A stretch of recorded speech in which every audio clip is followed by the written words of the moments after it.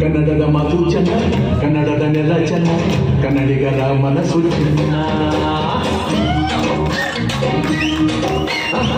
ಕನ್ನಡದ ಮಾತು ಚೆನ್ನ, ಕನ್ನಡದ ನೆಲ ಚೆನ್ನ, ಕನ್ನಡಿಗರ ಮನಸ್ಸು ಚಿನ್ನ.